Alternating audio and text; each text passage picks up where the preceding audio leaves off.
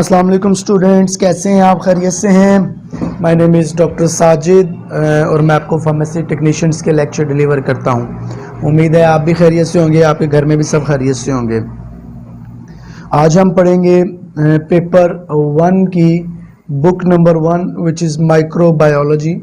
और माइक्रोबायोलॉजी के last time जो हमने पढ़ा था वो था लास्ट लेक्चर्स में हमने रिव्यू किया था व्हाट इज नॉर्मल फ्लोरा।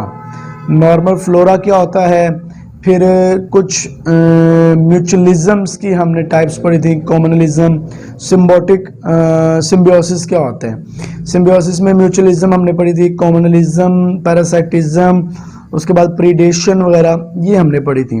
फिर ये जो नॉर्मल फ्लोरा ये हमारी स्किन पे किस किस जगह पे होता है हमने ये पढ़ा था। ओरल कैविटी में, रेस्पिरेटरी ट्रैक्ट में, स्मॉल इंटेस्टाइन, लार्ज इंटेस्टाइन में, वेजिना में, और कहाँ पर नहीं पाया जाता, blood, urine and stomach.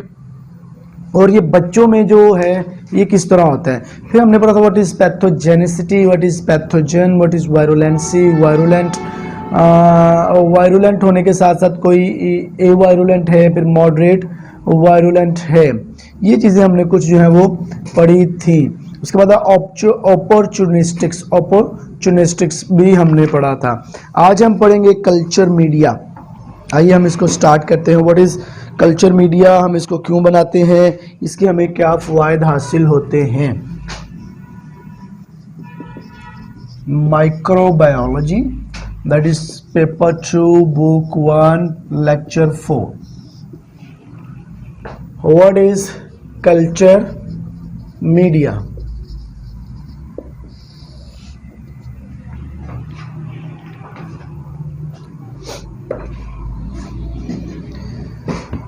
The media about which one cannot be certain of the exact component of their quantity are called natural media for bacteria. अच्छा, बेसिकली मैं आपको अगर थोड़ी सी बात बता दूं तो कल्चर मीडिया क्या होता है। मीडिया कहते हैं किसी भी इन्वायरमेंट को, मीडिया कहते हैं इन्वायरमेंट को। कल्चर, अच्छा, कोई ऐसा इन्वायरमेंट हम बनाएं जिसमें बैक्टीरिया आसानी से ग्रो कर सके, उसे कल्चर मीडिया बोलेंगे। ठीक है। अच्छा, अब बैक्टीरिया ग्रो क्यों करेगा? ये बैक्टीरिया ग्रो इसलिए करेगा कि हमें उससे कुछ फ़वायद हासिल करने होंगे। अच्छा भाई, ये फिर डिफरेंट टाइप्स के मीडियम आते हैं ना, क्योंकि हमारे पास बैक्टीरिया की भी बहुत सारी क्लासेस हैं, बैक्टीरिया बहुत सारे टाइप्स के हैं, तो हर बैक्टीरिया एक ही कल्चर में ग्रो कर जाए उसके लिए वो आइडियल मीडियम हो ऐसा पॉसिबल नहीं है। तो डिफरेंट बैक्टीरियाज के लिए, डिफरेंट ऑर्गेनिजम्स के लिए हम डिफरेंट टाइप्स ऑफ मीडिया बनाते हैं। अच्छा, इनमें फिर कुछ नेचुरल मीडिया होते हैं जिनमें हम नेचुरल सब्सटेंसेस यूज करते हैं, कुछ सेमी सिंथेटिक होते हैं, कुछ सिंथेटिक होते हैं, उनको प्रॉपर वो सारा केमिकल्स वगैरह से बनाया जाता है, उसमें कोई नेचुरल सब्सटेंसेस, नेचुरल चीज़ें यूज नहीं होती। तो ये थोड़ा सा मैंने ओवरव्यू आपको कल्चर मीडिया का दिया है। तो बेसिकली लैब के अंदर बैक्टीरियाज को ग्रो करवाने के लिए ऐसा एनवायरनमेंट देना जिसमें वो इजीली ग्रो कर सके, इजीली तमाम मामला उसके चल सके, इसे क्या बोलेंगे हम? Culture media. आइए इसको पढ़ते हैं।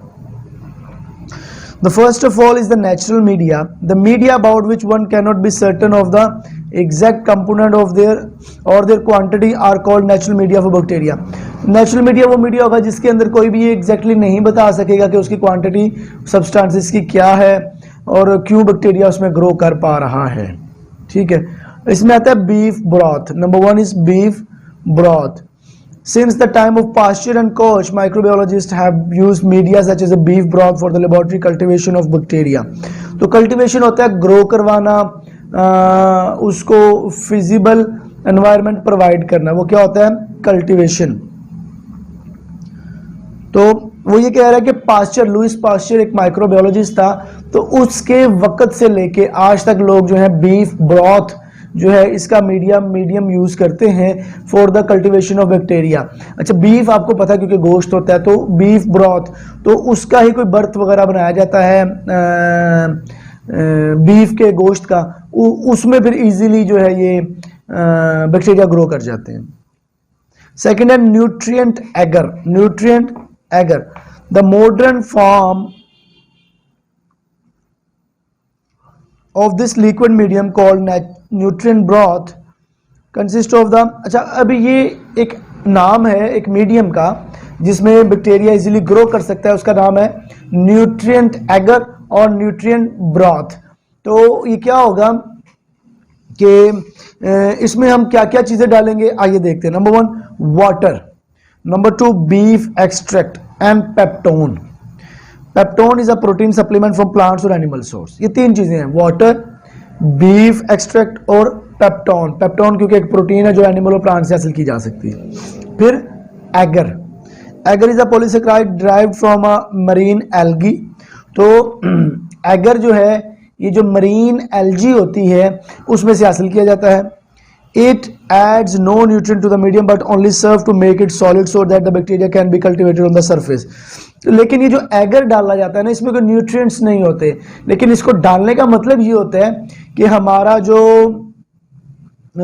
मीडियम होगा ना हमारा वो सॉलिडिफाई हो सके, वो सॉलिड मीडियम बन सके, उससे हमारा जो मीडियम है वो डिस्टर्ब ना हो सके और इजीली बैक्टीरिया उसके सरफेस पे ग्रो कर सके। न्यूट्रिएंट्स वो कहाँ से लेगा, वाटर, बीफ एक्सट्रैक्ट, पेप्टोन्स वगैरह से। ठीक है जी। तो अगर इसको हम समराइज करें तो रेड एल्गी को बीफ, वाटर और पेप्टोन से मिलाकर एक jelly like solid like structure बनाना जिसमें बैक्टीरिया ग्रो कर सके, उसको क्या बोलेंगे, न्यूट्रिएंट एगर और न्यूट्रिएंट ब्रॉथ। फिर आता है number 3 enriched media. Enriched media, most common bacteria grow well in nutrient broth and nutrient agar but certain fastidious bacteria में रिक्वायर स्पेशली एनरिच्ड मीडियम।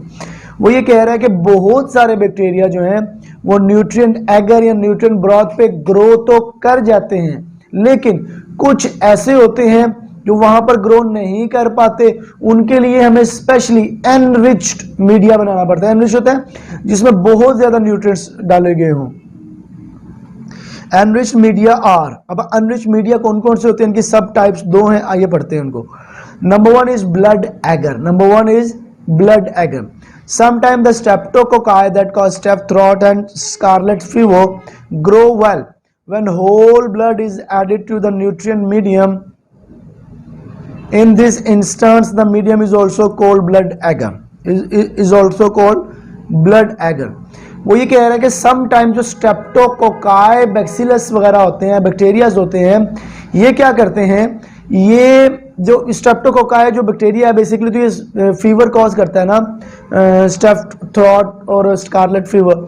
लेकिन ये जो स्ट्रेप्टोकोकाई बैक्टीरियाज हैं ये होल ब्लड जब इनमें मतलब ये ब्लड एगर में ग्रो करते हैं। अच्छा, ब्लड एगर में क्या डालते हैं, ब्लड एगर के अंदर न्यूट्रिएंट जो हमारा ब्रॉथ था, न्यूट्रिएंट जो मीडियम था, उसके अंदर ब्लड, होल ब्लड, पूरे का पूरा ब्लड डाल देते हैं। In this instance the medium is called blood agar. अच्छा, मतलब आपने न्यूट्रिएंट एगर लिया, उसमें ब्लड पूरे का पूरा डाल दिया, मतलब होल ब्लड, तो उसमें से कोई चीज आपने सेपरेट नहीं की, होल ब्लड डाल देने से वो बन जाएगा ब्लड एगर। न्यूट्रिएंट एगर था पहले, उसमें ब्लड ऐड कर दिया, बन गया ब्लड एगर। अब उस ब्लड एगर में कौन ग्रो करेगा, स्ट्रेप्टोकोकाई। फिर आता है chocolate agar. To encourage the growth of Neisseria species, blood agar is heated before solidification. Heating disrupts the red blood cells and release the hemoglobin. The medium is now termed chocolate agar because of its charred brown appearance.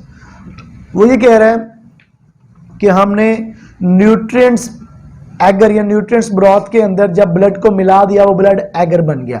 अच्छा, अगर हम इस blood को डालने से पहले heat कर दें, मतलब ब्लड को न्यूट्रिएंट एगर से मिक्स करने से पहले हीट कर देंगे, तो वो हीट करने से उसके जो सेल्स हैं वो फट जाएंगे, रेड हीमोग्लोबिन बाहर आ जाएगा और हीमोग्लोबिन का जो कलर होगा वो डार्क रेड या ब्राउन कलर होगा, जो कि पूरे ब्लड के कलर को वैसा ही कर देगा।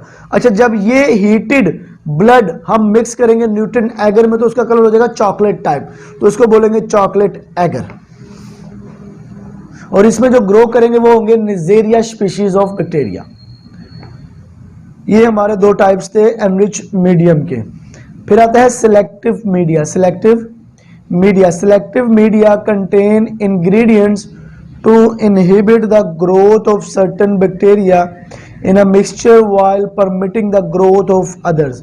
सिलेक्टिव मीडिया एक ऐसा मीडिया होता है जिसमें हम बैक्टीरिया की डिजायर के मुताबिक न्यूट्रिएंट्स डालते हैं। अच्छा, अगर हम दो बैक्टीरिया उसमें दो डिफरेंट स्पीशीज डाल रहे हो और हमें पता हो कि कौन सी स्पीशी कौन से न्यूट्रिएंट्स या कौन से एनवायरनमेंट में ग्रो करती है, तो अगर हम स्पेसिफिकली एक खास किस्म की स्पीशीज के लिए खास किस्म का एनवायरनमेंट बनाएंगे तो वही स्पीशीज उसमें ग्रो कर सकेगी, और दूसरी स्पीशीज के लिए क्योंकि वो एनवायरनमेंट नहीं है ग्रो करने का तो वो फिर ग्रो नहीं करेगी।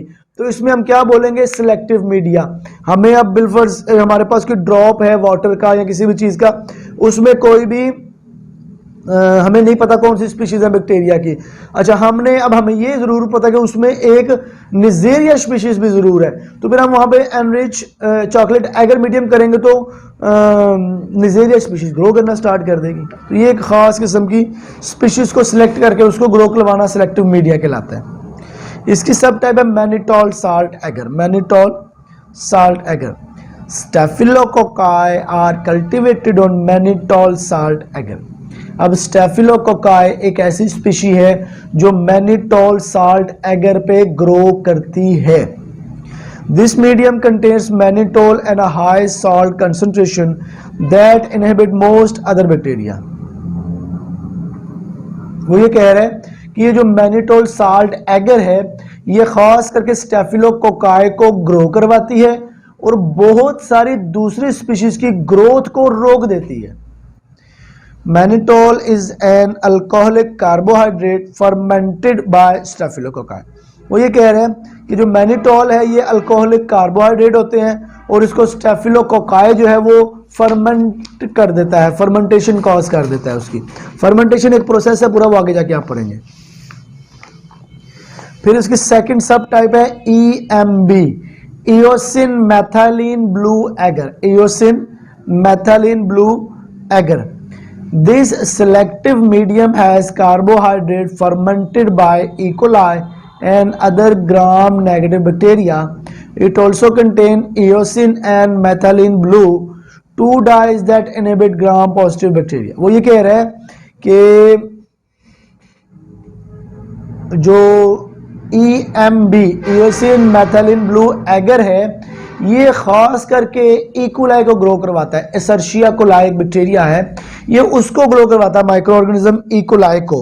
अच्छा, अब ये जो EMB, इयोसिन मैथाइलिन ब्लू है, ये जो इनहिबिट करता है वो है ग्राम पॉजिटिव बैक्टीरिया। ग्राम पॉजिटिव बैक्टीरिया, जितने ग्राम पॉजिटिव बैक्टीरिया होंगे वो EMB में ग्रोथ नहीं कर सकेंगे और इकोलाई वगैरह उसमें बड़ी अच्छी से ग्रोथ करेगा। तो ये दो डिफरेंट उसने एग्जांपल्स बताई सिलेक्टिव मीडिया की।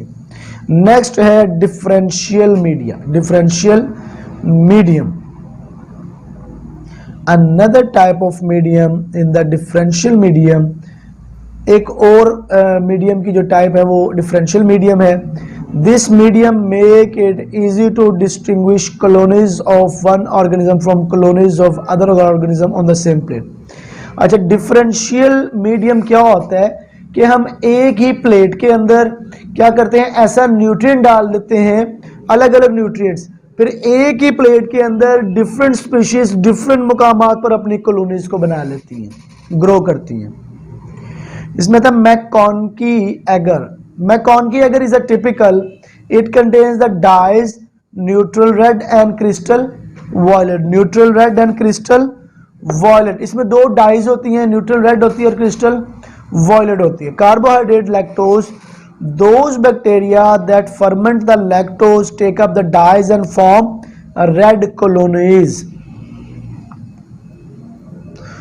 वो वाले बैक्टीरिया जो लैक्टोज की फर्मेंटेशन करवा देते हैं और टेक अप द डाइज, उनका रंग ले लेते हैं और लाल कलर की कॉलोनीज बनाते हैं और वो अदर कॉलोनीज को कलरलेस बना देते हैं। ठीक है जी, मतलब वो खुद क्या करेंगे, रेड कलर ले लेंगे या क्रिस्टल वॉयलेट कलर ले लेंगे। रेड कलर की यहाँ बात हो रही है, तो वो रेड कलर लेंगे और दूसरे वाले जितने बैक्टीरिया होंगे उनको कलरलेस कर देंगे। MacConkey agar contain the bile salt that inhibit the growth of gram positive bacteria. तो जो मैकॉनकी एगर है ये भी क्या करेगा, ग्राम पॉजिटिव बैक्टीरियाज की ग्रोथ को रुकवा देगा। This medium is thus selective as well as differential. तो फिर ये जो मीडिया हुआ ये सिलेक्टिव भी हुआ और डिफरेंशियल भी हुआ। तो ये हमारा नेचुरल जो मीडिया है वो कंप्लीट हुआ, जिसमें हमने beef broth, natural agar, enrich medium, selective medium और डिफरेंशियल मीडियम पढ़ा। नेक्स्ट है हमारा synthetic media. Synthetic media are chemically defined. Here the nature and the amount of each component are known.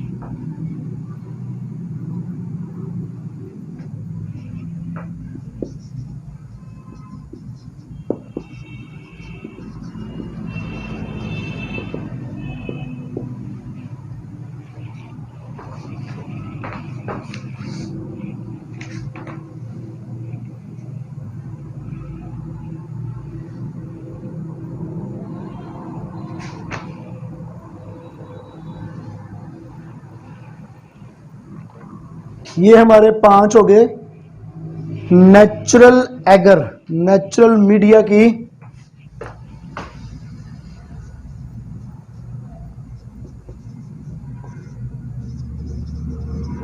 ये हमारे 5 नेचुरल मीडिया हो गए। फिर आता है सिंथेटिक।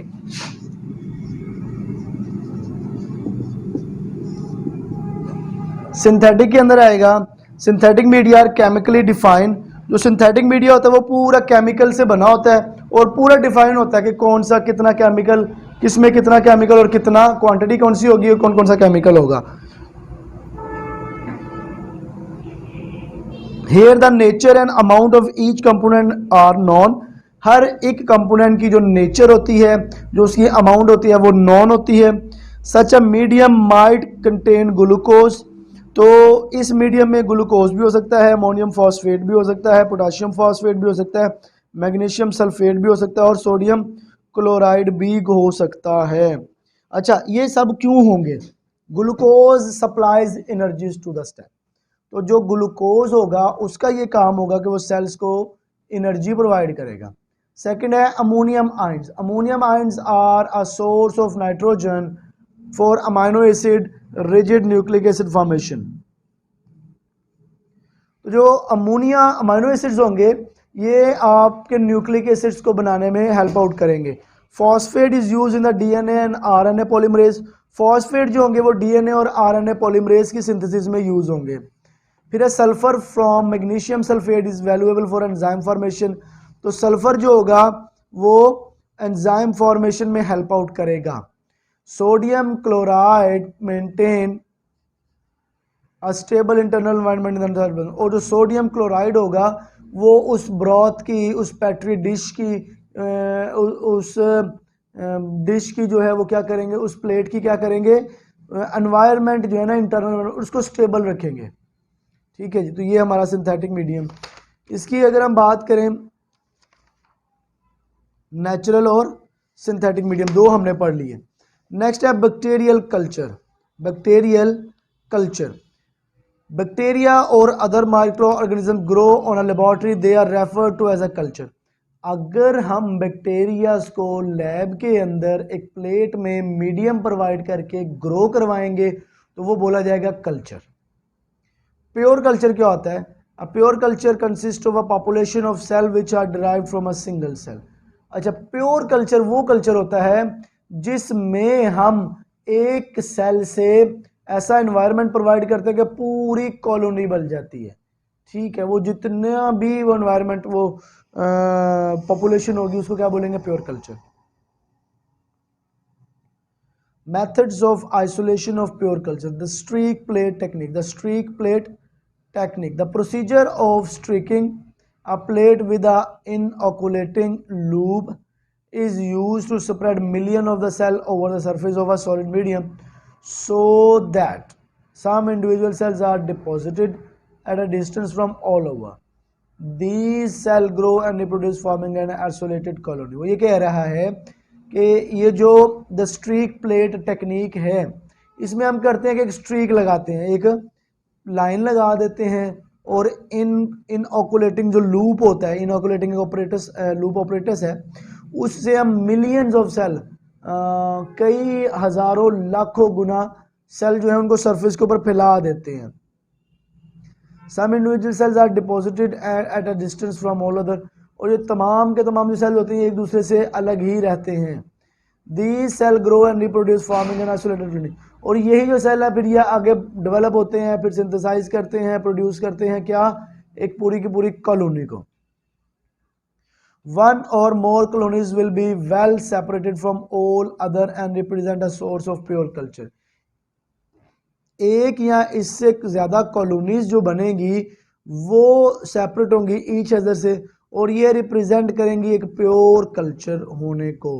ठीक है जी, प्योर कल्चर होने को। इसमें जो मटेरियल चाहिए होगा हमें, स्ट्रीक प्लेट चाहिए होगी एक प्लेट, न्यूट्रिएंट एगर चाहिए होगा हमें, न्यूट्रिएंट एगर प्लेट, फिर एक बंसन बर्नर जिसे चूल्हा भी कहा जाता है, एक बैक्टीरियोलॉजिकल लूप, वही इनऑकुलेटिंग लूप या बैक्टीरियोलॉजिकल लूप, ये चार चीज़ें चाहिए होंगी।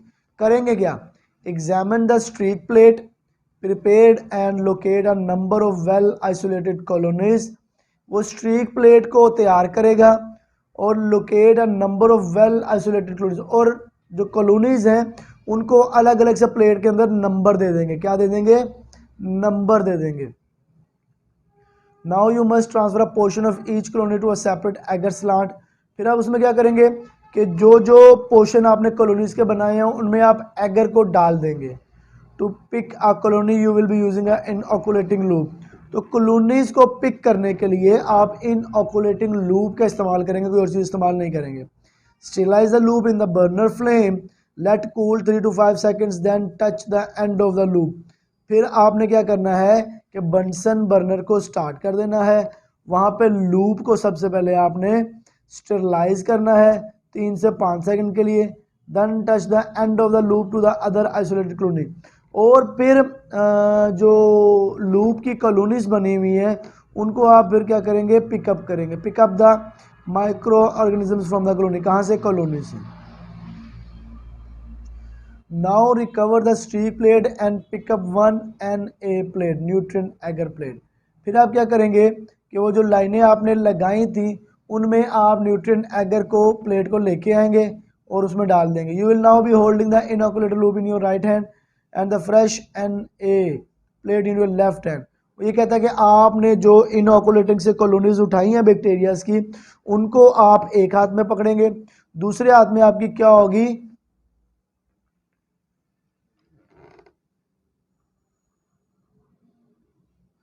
Nutrient eager. ठीक है, दूसरे हाथ में आपकी न्यूट्रिएंट एगर होगी। Remove the lid from the plate, plate के ऊपर से आप ढक्कन हटाइए।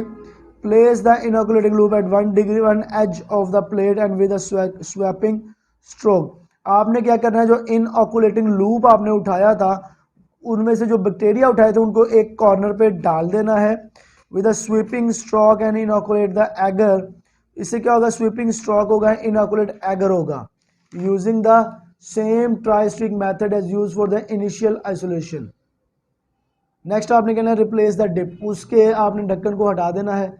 Flame the loop and proceed to inoculate another plate from differential colonies, another plate of differential colonies.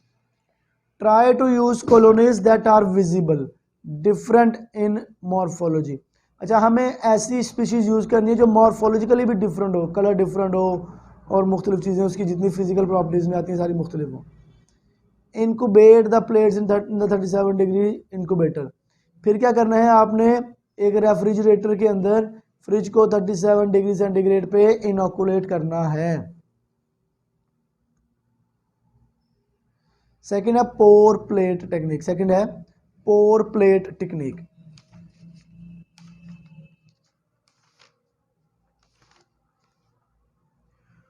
Pour plate technique क्या होती है? Purpose, the pour plate technique can be use to determine the number of microbes. The pour plate technique can be use to determine the number of microbes. ये जो पोर plate होती है ना, इसका मैं अगर आपको बता दूं तो ये एक ऐसी प्लेट होती है जैसे छन्नी होती है ना, छन्नी, ऐसी एक प्लेट होती है।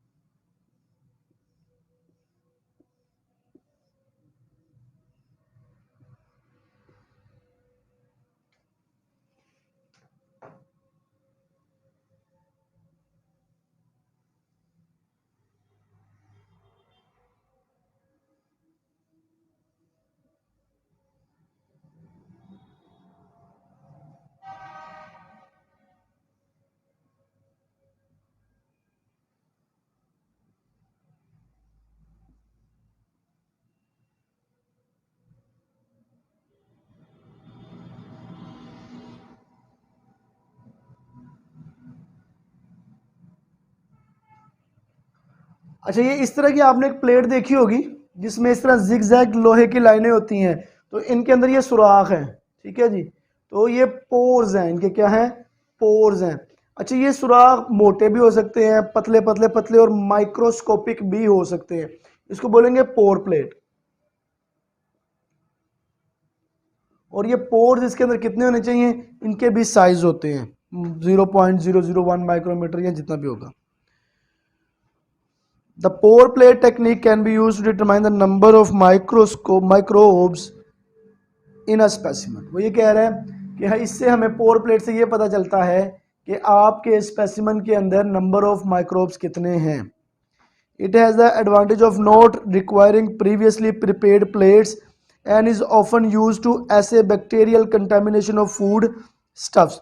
तो ये इसका फ़ायदा ये होता है कि हमें कोई भी प्लेट प्रिपेयर नहीं करनी पड़ती, या उसे ऑफन यूज हो टू ऐसे bacterial contamination of food stuff. यहाँ पे फूड स्टफ जो है ना वो कंटामिनेट नहीं होता। सिंपल स्पेसिमन मगरो इसमें से डाल दो और नीचे पोर प्लेट जो है ना वो क्या करेगी, पोर्स में से बैक्टीरियाज को फिल्टर आउट कर देगी। Procedure, the principal steps are prepare dilute the sample. सबसे पहले सैंपल को प्रिपेयर करें आप, उसके बाद place an aliquot of the diluted sample in an empty. जो एलिको है, एलिको कहते हैं वाइट पोर्शन को ना बेसिकली, तो जो आपका बड़ा पोर्शन है उसको आप सैंपल के अंदर इस प्लेट के अंदर डाल दें। क्या करना है आपने पहले? एलिको। एलिको क्या होता है? लार्ज हिस्सा जो हमारे सैंपल का होता है, लार्ज पोर्शन। तो किसी भी सैंपल का जो लार्ज पोर्शन होता है वो हमने क्या करना है, पहले स्टीराइल प्लेट के अंदर डालना है। Pour in 50 ml of melted agar which has been cooled at 45 degree centigrade swirl to mix well. फिर हमने क्या करना है, हमने एगर को मेल्ट करना है, एगर को मेल्ट करना है, फिर उसको 45 डिग्री सेंटीग्रेड पे क्या करना है, कूल कर देना है। सारी बात है, जब मेल्ट करेंगे तो उसको हीट करना पड़ेगा, हीट करने के बाद 45 डिग्री सेंटीग्रेड पे उसको मेल्ट कर देंगे। और फिर ये जो एगर होगा हमारा, इसको हम एलिको प्लेट के अंदर डाल देंगे। ठीक है, वो प्लेट जिसके अंदर हमने एलिको डाला था, ये एगर डाल के उसको मिक्स अच्छी तरह से कर देंगे। Let cool undisturb to solidify on a plate table top. तो फिर हमने करना क्या है कि एगर को और एलिको को उस प्लेट में सॉलिडिफाई होने देना है। हमने क्या करना है, सॉलिडिफाई मतलब आसान से उनको सॉलिड बनने देना है, उनको डिस्टर्ब नहीं करना। Invert and incubate to develop colonies, फिर आपने अपसाइड डाउन जो है क्या करना है, इनक्यूबेट करना है, कॉलोनीज को डेवलप करवाना है। Each colony represents a colony forming unit. For optimum accuracy of the count, the preferred range for total CFU plate between 30 to 300 colonies per plate। तो वो ये कह रहा है कि जो आपके जितने जो यूनिट आपने रखे हैं कॉलोनीज के, मतलब एक यहाँ पर आपने रख दिया सैंपल, वो यहाँ पर कॉलोनी बनाएगा, एक सैंपल यहाँ पर रख दिया, वो यहाँ कॉलोनी बनाएगा, एक यहाँ रख दिया, वो यहाँ कॉलोनी बनाएगा, कि यहाँ रख दिया, वो कॉलोनी बनाएगा, कि यहाँ रख दिया, ये कॉलोनी बनाएगा। तो वो ये कह रहा है कि जितने आपने क्लोनिंग फॉर्मिंग यूनिट रखे होंगे वो सारे के सारे कॉलोनीज बनाएंगे। तो उनमें से प्रेफर्ड जो होगा वो 30 to 300 कॉलोनीज पर प्लेट होनी चाहिए। ठीक है जी, इस तरह वो डेवलपमेंट होगी। ये इसका प्रोसीजर है। एडवांटेजेस और डिसएडवांटेजेस के क्या हैं? One disadvantage of pore plate is that embedded colony will be much smaller than those which happen to be on the surface and must be carefully scored so that none are overlooked। वो ये कह रहे हैं कि जब हम इस plate के अंदर एलिको और एगर को डाल के सॉलिडिफाई एक पोर्शन बना लेते हैं और फिर उसके ऊपर जब कॉलोनीज को ग्रो करवाते हैं बैक्टीरियाज को, तो फिर बहुत सारे बैक्टीरियाज ऐसे भी होते हैं जो उस सॉलिडिफाई मटेरियल के अंदर चले जाते हैं। अच्छा, जब वो अंदर चले गए, जब हम स्टडी करेंगे, जब हम रिसर्च करेंगे, जब हम काउंटिंग करेंगे, तो हम तो सरफेस वाली कॉलोनीज की करेंगे और जो अंदर चली गई हैं उनकी काउंटिंग ठीक से नहीं हो पाएगी और मे बी वो इग्नोर हो जाएं।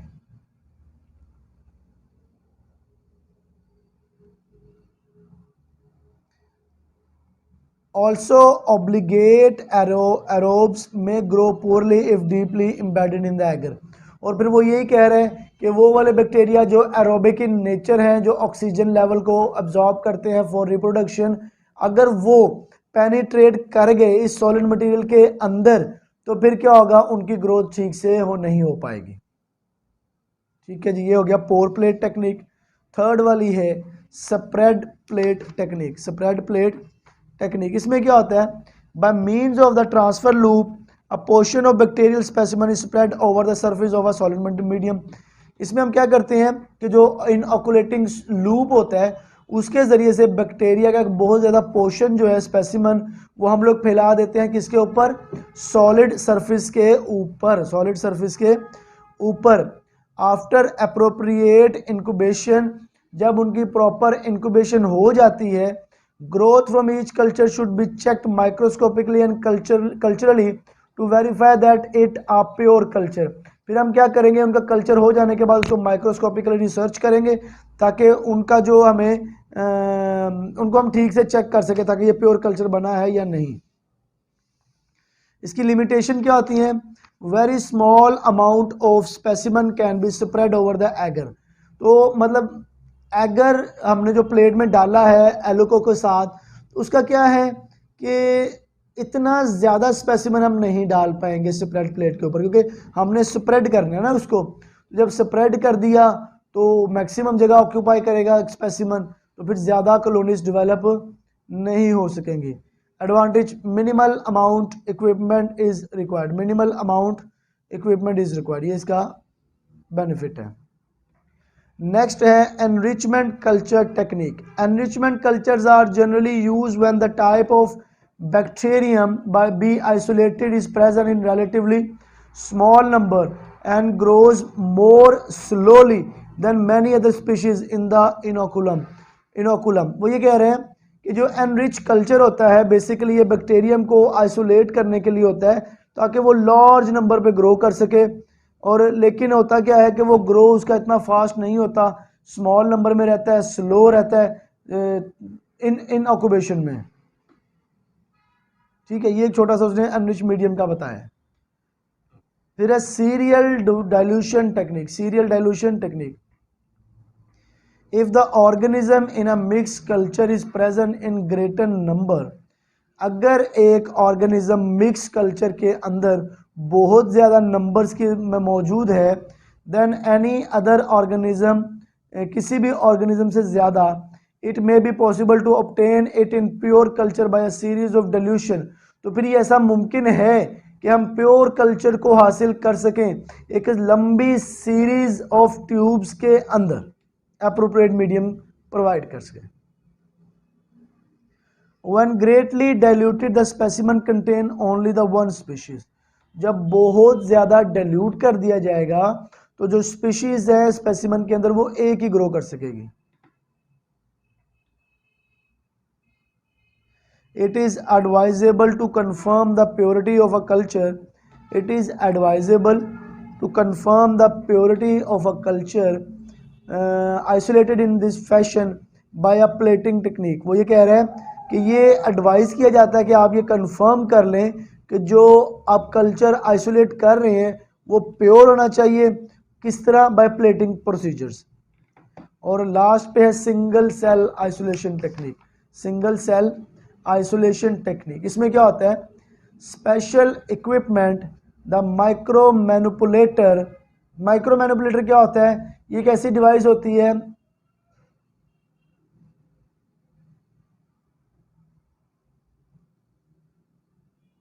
मतलब कोई भी ऐसी डिवाइस जो माइक्रोस्कोप के साथ मिलके आपके सब्सटेंस को इंटरेक्शन कर सके, आपके सब्सटेंस को समझ सके, उसको क्या बोलेंगे हम? उसको बोलेंगे micro manipulator.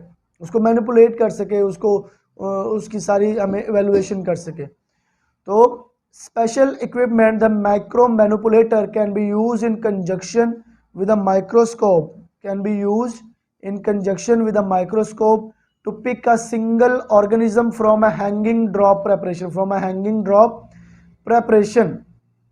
The micro manipulator permits the operator, जो माइक्रो मैनिपुलेटर है ये परमिट्स करता है किसको?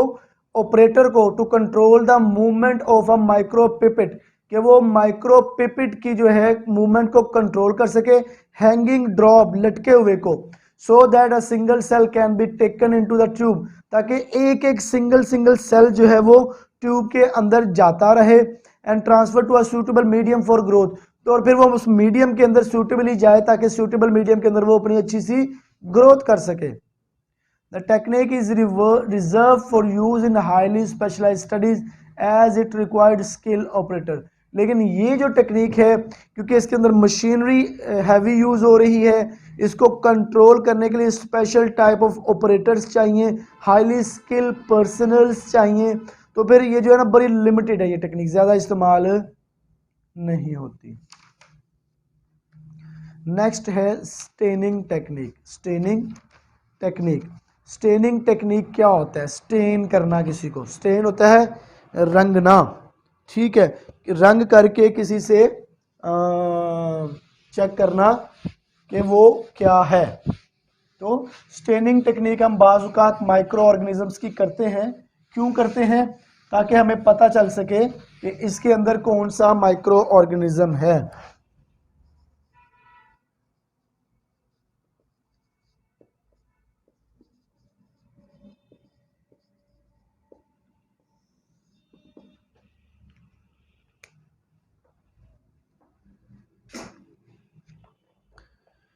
Staining technique, Gram stand.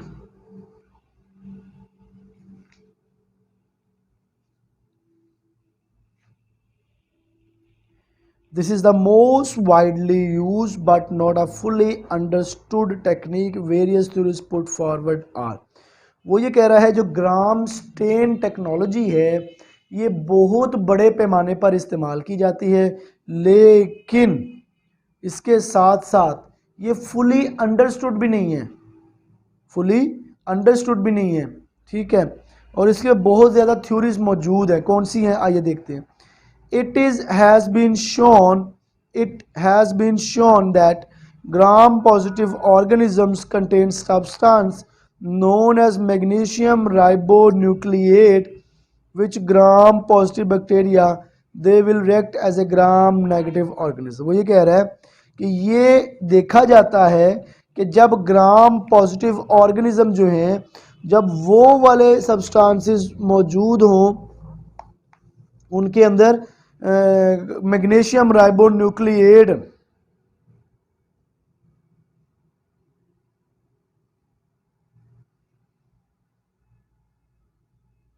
ये कह रहा है कि ये देखा गया है जो ग्राम पॉजिटिव ऑर्गेनिजम्स बैक्टीरियाज वगैरह होते हैं उनके अंदर एक स्पेशल किस्म का बैक्टीरिया होता है जिसको कहते हैं magnesium ribonucleate, magnesium ribonucleate which Gram positive bacteria का they will react as a Gram negative organisms, और ये ग्राम नेगेटिव ऑर्गेनिजम्स के साथ रिएक्ट करेंगे। ठीक है जी, मतलब उसमें ग्राम पॉजिटिव के अंदर एक खास किस्म का सब्सटेंस होता है जिसको क्या बोलते हैं, magnesium ribo nucleate. When iodine is applied for staining with crystal violet or another stain of that group, जब भी आयोडीन गिराया जाएगा इन ग्राम पॉजिटिव बैक्टीरिया के ऊपर, crystal violet or another stain of that group, a compound is formed which is insoluble in water but soluble in the alcohol। तो जब भी iodine solution गिराया जाएगा ग्राम पॉजिटिव बैक्टीरियाज के ऊपर तो वो क्रिस्टल वॉयलेट कलर देंगे। कौन सा? क्रिस्टल वॉयलेट कलर देंगे, और जो सोल्यूशन बनेगा वो वाटर में सॉल्युबल नहीं होगा। किसमें सॉल्युबल होगा? अल्कोहल में। It is said that the more permeable the organism, the more likely it is to be gram negative, since the acetone or alcohol have easier access to the compound which is it will dissolve। तो वो ये कह रहा है कि जो जितना soluble होगा वो उतना ज़्यादा ही ग्राम नेगेटिव होगा, और जो soluble नहीं होगा वो ग्राम पॉजिटिव होगा। It is also true that the pH of the organism has at least some influence on the reaction। Gram positive bacteria have a more acid cytoplasm and this is increased by the addition of iodine। वो ये कह रहा है कि ये भी देखा गया है कि जो ऑर्गेनिजम्स की pH होती है, least some influence on the reaction, वो भी रिएक्शन पे असरअंदाज होती है। ग्राम पॉजिटिव बैक्टीरिया जो है वो ज़्यादा एसिडिक होते हैं एंड और उसकी वजह से उनमें आयोडीन जो है वो ज़्यादा एड ऑन होती है, एडिशन होती है, और according to this school of thought it is acidic which help the organism to retain the stand.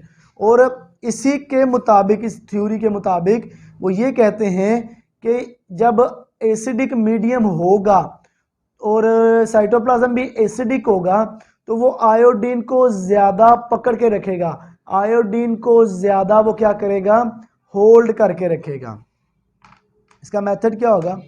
Make a thin smear of the material और culture, let it dry at room temperature, let it dry at room temperature, heating should be avoided. सबसे पहले हमने क्या करना है? एक thin सा smear लेना है मटेरियल का और कल्चर का, फिर उसको रूम टेम्परेचर पे ड्राई करना है, फिर उसको हीट करना है और उसको इंटरफेरेंस से बचाना है। Pass the slide through a flame, flame में से स्लाइड को पास करना है, ऐसे मतलब नीचे ये फ्लेम जल रहा है तो स्लाइड को इस तरह पास करना है, ऊपर खड़ा नहीं रखना। वंस और ट्वाइस और until it feel comfortable warm on the back of the hand, और उसको एक या दो बार फ्लेम के ऊपर से गुजारना है ताकि आपको वार्म लगे, गर्म ना लगे, वार्म लगे। वार्म कहते हैं मतलब पूरा गर्म ना होना, कुछ कुछ गर्म होना। Place the slide on the rack, slide को रैक के ऊपर रखें and flood with the crystal violet और gentian violet stain for a minute. फिर उस स्मीयर को या उस जो आपने कल्चर है उसके ऊपर आपने क्या करना है? स्लाइड रख देनी है और क्रिस्टल वॉयलेट या जेंशियन वॉयलेट का स्टेन करवाना है उसको। Wash off the stain with gram और Lugol iodine and leave the slide covered with iodine for 1 minute, और फिर आपने उसमें आयोडीन डाल देना है और स्लाइड को 1 मिनट उसके ऊपर रखी रखना है। और रिंस इट विद वाटर, उसको पानी के साथ आपने रिंस कर देना है, वॉश कर देना है, धो देना है। पोर ऑन एसीटोन और alcohol did till no more violet colour comes from the slide. आपने उसके ऊपर एसीटोन या अल्कोहल को पोर कर देना है ताकि वॉयलेट कलर या कोई और कलर स्लाइड के ऊपर ना आए। Rinse it with water again, उसको दोबारा पानी के साथ धो लें। Stain with one of the following counter stain, तो फिर क्या करना है आपने उसको स्टेन कर देना है किसी एक काउंटर स्टेन के साथ, जैसे सेफ्रानीन है, न्यूट्रल रेड है या 110 कार्बोफल्शन है। फिर उसको rinse in with water and allow it to dry by standing it vertically और by blotting it with water filter. फिर आपने उसको दोबारा से धो के उसको खड़ा कर देना है, उसको खुश्क होने देना है और उसको फिल्टर पेपर से भी ब्लोटिंग कर देना है।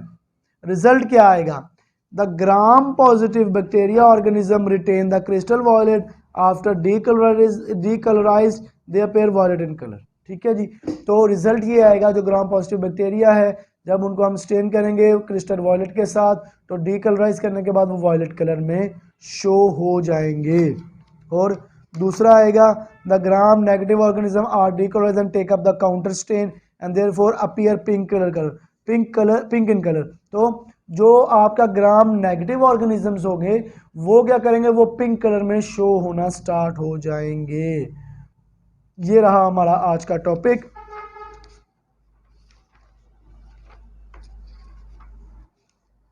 जिसमें हमने आज पढ़ा what is culture media, natural media, synthetic media, फिर बैक्टीरियल कल्चर पढ़े हमने और उसके बाद स्टेनिंग टेक्निक्स को भी हमने आज शुरू किया जिसको हम नेक्स्ट चैप्टर में ख़त्म करके फिर वायरसेस की तरफ जाएंगे।